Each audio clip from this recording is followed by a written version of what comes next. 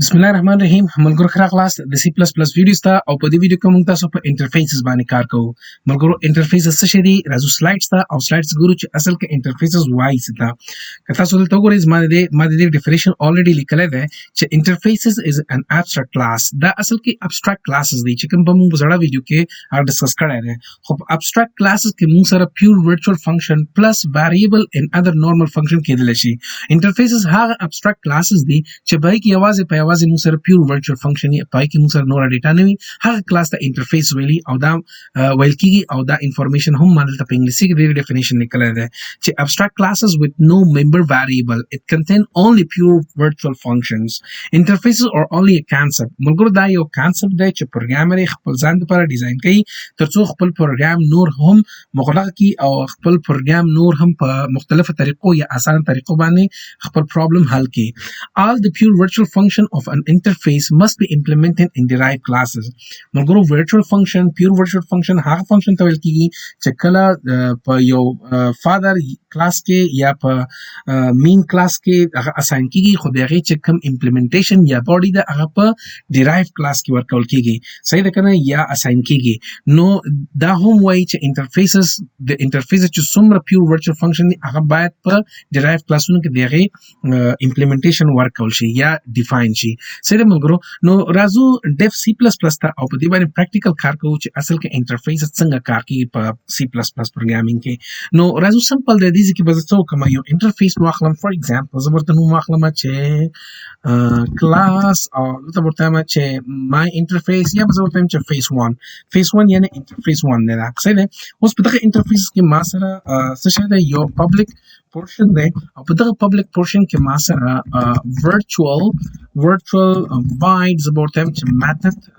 میتھډ 1 ما سره یو میتھډ ده از اکول ټو 0 دا ما سره یو میتھډ ده خلاص کلیر ده نو دا فیس 1 کې ما سره یو ورچوال فنکشن ده کلیر ده اوس ته د فیس 1 چې کوم آبجیکټ ده ته هغه ډایرکټ نشي جوړولی ځکه دا انټرفیس دی او دې کې یو ورچوال فنکشن موږ سره پروت دی ته به خامخا یو کلاس ډیرایو کوي او د هغه کلاس آبجیکټ به جوړوي سپوز راځم ته چې کلاس زه به ورته وایم چې ډیرایو کلاس دی ډیرایو 1 مې واخیسته یعنی اولنی ډیرایو کلاس دی او دا ماته امپلیمنټ کوي پبلک فیس 1 صحیح ده که نه نو فیس 1 ماته دا امپلیمنټ کوي اوس په دغه کلاس کې فار ایگزامپل زه به ورته وایم چې ډیرایو 1 مې واخیسته او د دغه شی کومه د دغه به زه یو کنسټرکټر جوړ کړم او دلته به ورته وایم چې سی اوټ hey this is like زه به ورته وایم سمپل hey ورته نستعمالوم ډیرایو 1 کنسټرکټر به واخلم کنسټرکټر په شکل باندې ډاټ ډاټ او اند لاین مې واخیسته صحیح دی سیمی کولن نو دا د کنسټرکټر شو اوس که زه راځم دې ځای کې او د ډیرایو 1 صحیح دی که نه او بي جي یو آبجیکټ جوړوم او دا پروګرام زه رن کوم نو دې مطلب دا دی چې دا یو ایرر دی ایرر ځکه دی اول خو ماته وایي چې ته دلته پبلک پورشن واخله پبلک پورشن ولې اخلم دا ما الریډي ډسکس کړی دی په کلاسز آی مین په انهریټنس کې صحیح دی او چې کله مونږ آبجیکټ اورینټډ پروګرامینګ شروع کوو نو دا ما ټول تاسو ته ډسکس کړي چې پبلک ولې اخلم اني هاو نو دا د دې څه شو ما سره کنسټرکټر شو اوس که زه د دې آبجیکټ جوړوم نو دا ماته یو ایرر راکوي او ایرر کې به ماته وایي چې فیس 1 میتھډ 1 نو فیس 1 contain method 1 and method 1 is a pure virtual function this means like you need to implement the body of this method نو دې میتھډ body بدلته ورکوي یا دغه امپلیمنټیشن وکوي سمپل دی زبرش دې کیبورډ ټایم سم ده void او زه ورته وایم چې method 1 او دلته ورته واخلم قوس واس قوس بند او دې ورته واخلم د غټ قوس ته ورته وایم چې سی اوټ زه ورته وایم چې like method 1 صحیح ده که نه from face 1 واخیسته د face 1 نه دی او دلته مې نیو لاین واخیسته سیمی کولن کلیر دی ملګرو اوس که زه دا رن کوم د تاسو وګورئ ملګرو دا پروګرام زه رن کوم نو دا به ماته کنسټرکټر جوړ شي یعنې پرابلم حل شو دلته به تاسو ته وایي چې کنسټرکټر derive 1 constructor ما سره رن کیږي اوس که چیرې احیانا فار ایگزامپل په دغه فیس کې ما سره یو بل فنکشن دی فار ایگزامپل virtual void method 2 ده نو method 2 او زه به راشم دلته قوس واس قوس بند int x مې واخیسته is equal to 0 نو دا ما سره یو دویم ورچوال فنکشن شو که زه دا پروګرام رن کوم ملګرو نو دا ایرر دی بیا ځکه ایرر دی چې د دغه implementation نشته ده تاسو کولای چې راشي دلته هم ورته implementation واخلئ چې سمه ده void method 2 اخلا او دغه method 2 ته int for example x ما ور پاس کړو دلته ما ورته چې see out کما تاسو شه method 2 from phase 1 صحیح ده کنه او دیز کې وزو ته ما چې x value راکا او دیز کې وزو انډل اخم سمپل دا هم شو اوس که زه رن کوم نو پرابلم ترن کولای شي دا کته غواړي کنستراکټر رن شو کته غواړي دا فنکشن اکسس کې نو خو بیا تاسو کار د سمپل کولای شي دا اکسس کې صحیح ده موږ په دې شکل باندې تاسو دا اکسس کولای شي اوس کچېری احیانا ما سره یو بل کلاس راغی derive to راغی فور ایگزامپل زه راځم چې کلاس derive to راغی دغه derive to چې کوم نه دا هم امپلیمنٹ کوي ما سره څه phase 1 ما سره امپلیمنٹ کوي اوس که زه راځم دلته لاندې دیس کې وایم چې سم ده ما سره derive to object پکار دی صحیح ده کنه اول بز راشم دغه derive to کې به د constructor واخلم public او ته ورته وایم چې derive to او سواس قوسبند او ته ورته وایم چې see out کما ته constructor derive to صحیح ده کنه derive to ان واخسته او تم دا نو موږ کزدار کوم دا ماته یو پرابلم وي ځکه پرابلم وي دا تاسو وره دا پرابلم ول راکه زه دا بند کما او تاسو دې خیال وکړئ the problem د چیرې the problem د دې چې دا وایي چې derive to تاسو څه امپلیمنٹ کوي دا صحیح ده نو په دې کې ما سره دوه ورچوال فنکشنز دي صحیح ده نو دغه دوه ورچوال فنکشن اوس به ته مجبور مکلف یې چې په دغه کلاس کې هم د دې امپلیمنټیشن ورکې کنه دغه کلاس به هم د دې آبجیکټ نه جوړیږي صحیح ده اوس کته وایي چې دا خو ما الریډي د امپلیمنټیشن کړی خو هغه امپلیمنټیشن تا په ډیرایو 1 کې کړی دی نو بیا دینه بیا اسانه ده یعنی د دینه بهتره ده چې ته فیز 1 ماخلا کته نه غواړي چې په دغه کلاس کې دغه امپلیمنټیشن واخلې زه تورته وایي چې یاره د دې امپلیمنټیشن ما الریډي کړی دی نو ته بیا ته فیز 1 ماخلا دلته ډیرایو 1 ماخلا derive 1 نو derive 1 چې کله تا وخت اوس ګورئ موږ زدارن کوم دا تاسو ګورئ رن میک دا به تاسو چې public what happened خاطر ته کې به دا سیمی کولن ختم کوم زه نو اوس تاسو ګورئ موږ زدارن کوم دا به تاسو وایي چې دا derive constructor او constructor derive 2 نو derive 1 او derive 2 دواړه constructor موږ سره رن شو یعنی د دواړو کلاسونو constructor موږ سره رن شو موږ تاسو وایي چې د سیمی کولن کې اوس به دا سیمی کولن ختم کما او دلته به څه واخلم phase 1 دلته به دا phase 1 واخلم صحیح ده کنه phase 1 صحیح ده او دلته به دا ډبل ډاټ کما صحیح شو ګور چې اوس څه وایي رن کا دا هم اوس پرابلم دی مګه پرابلم درکې چې کوم ما تاسو ته ویلې صحیح ده ځکه method 1 method 2 به تاسو دې کې ورته اساین کوئ نو دې نه بیا بهتره ده چې راځي دې کې ورته derive 1 واخلیا نو اوس ضرور نه دی ځکه هغه already define شوی دی تا کنیکشن د derive 1 سره جوړ کړو نو دغه کنستراکټرز په دواړه رن کیږي اوس کچېری احیانا یو کس ته هغه څه کول غواړي دي چې یو بل فنکشن دی فور ایگزامپل virtual void method 3 دی موږ سره method 3 او method 3 کې فور ایگزامپل int x او x int y دوه ویریبل دي پاس کې is equal to 0 دا موږ سره یو بل virtual function دی خو که زه چې تر ازم احیانا دیس کې ورته وایم صحیح ده کنه دیس کې دا رن کوم نو دا نه رن کیږي ګورئ موږ دا نه رن کیږي صحیح ده ځکه نه رن کیږي چې دلته کې تاسو وایي چې method 3 implementation پاتې ده نو زه به راشم دیس کې به ورته وایم دیس کې ورته وایم تاسو کولای شئ دیس کې مخستل شئ دیس کې هم تاسو اخستل شئ نو پرابلم نو زه ته چې دا method 3 چې کوم ده هغه د دیس کې ماته فور ایگزامپل void method 3 او قوسواز int x او int y دو variable دی چې دا مې ورپاس کړ see out که ما تاسو ورته وایي چې x is equal to like اول به زه یو مسیج واخلم چې for example method 3 دا ګورئ method 3 from phase 1 صحیح ده کنه د phase 1 نه دلته کې به ورته وایي چې x is equal to x مې واخیسته او handle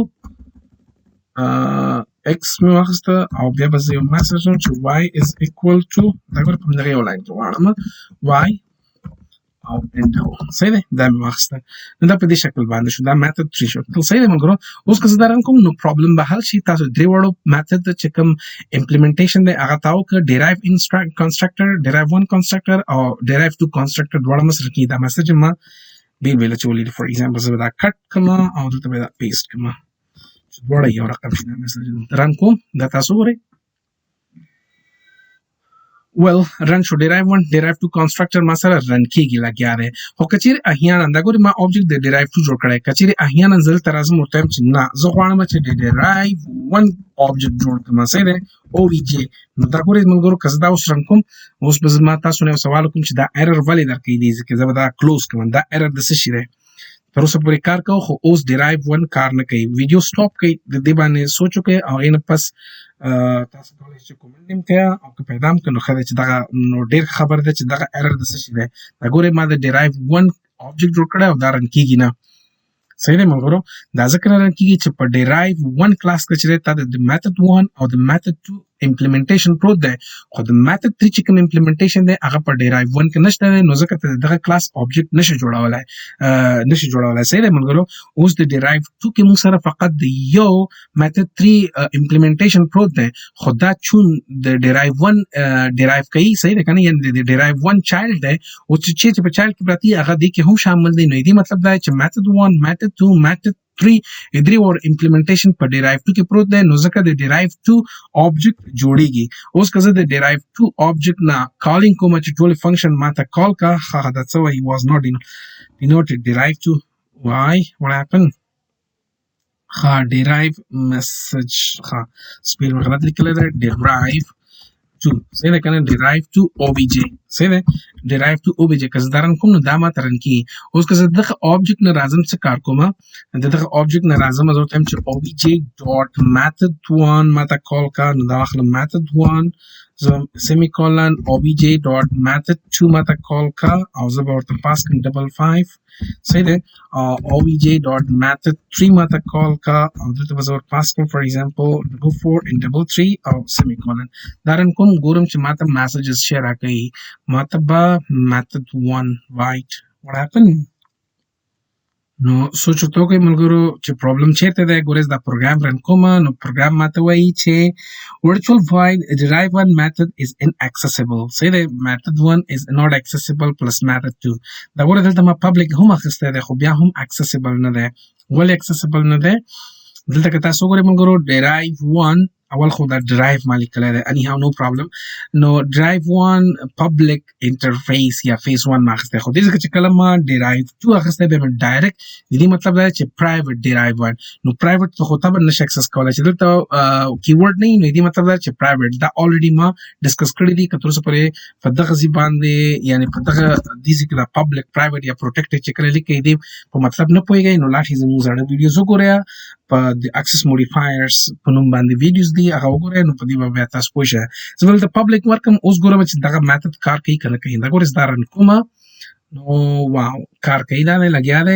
derive 1 constructor derive 2 constructor method 1 from phase 1 method 2 from phase 2 phase 1 55 او method 3 from phase 1 x is equal to 44 and y is equal to 33 چې کوم values تا ور پاس کړی دي نو ګورئ ما د کوم ځای نه ور پاس کړ د derive 2 نه هغه derive 1 ته او همداسې phase 1 ته راغله ټول د دې ځای نه تاسو ته دا methods کارولی شئ په دې شکل باندې نو ملګرو دا موږ سره interfaces چې دی ډېر مهمه ټاپک دی او دا چې کله تاسو project level باندې کار کوئ predefined interfaces د هر IDE سره راځي مثلا زه به تاسو ته د Android application development example درکړم او interfaces ما په جاوا کې هم مکمل ډیر وایډ ټیچ کړی دي تاسو هغه هم کتلی شئ او که چیرې کوم کسان چې زموږ د Android application development series فالو کوي هغوی به ډیر زیات نوټس کړي چې interfaces موږ چې کله یو پروګرام جوړوو هغه predefined interfaces دي چې په Android سایډ کې پراته دي او د هغې نه موږ کار اخلو interfaces نه مطلب دا دی چې یو کلاس لپاره رولز وي هغه رولز به ته فالو کوئ اوس مثلا په دې فیس 1 کې ته ګورئ د دې رولز څه دي که تاسو راشئ دې کې وګورئ فیس 1 ته د فیس 1 رول همدغه دی چې باید تاسو دا درې واړه میتھډ چې کوم دي دا امپلیمنټ کړئ د دې پارامتر سره او د هغې چې کوم باډي ده هغه بیا پروګرام خپل کار ده چې په کوم شکل د هغې باډي کار کوي نو ملګرو خپل خیال ساتئ که بیا هم په انټرفیسز کې پرابلم لرئ حتما موږ سره شریک کړئ او خپل خیال ساتئ زنده باد افغانستان تل دې وي افغانستان